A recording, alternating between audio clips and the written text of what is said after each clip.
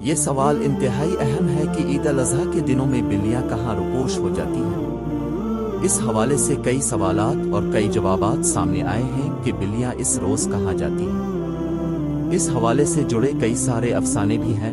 اسلامی تعلیمات میں عید الاضحیٰ کی صبح بلیوں کے غائب ہونے کی واضح وجوہات بیان نہیں کی گئی، خاص طور پر جس وقت قربانی کی جا رہی ہو، تب یہ بلیاں آپ کو اپنے ارد گرد نظر نہیں آئیں گی، جس کی وجہ سے کئی لوگوں کے ذہنوں میں یہی خیال آتا ہے کہ ایسا کیوں ہوتا ہے اور یہ بلیاں اچانک کہاں چلی جاتی ہیں۔ اس کو کئی کتابوں میں اس طرح بیان کیا گیا ہے کہ بلیاں اس دن ان جگہوں پر جاتی ہیں جہاں قربانی کے جانوروں کا گوشت، چربی اور کھال کو گرایا جاتا ہے۔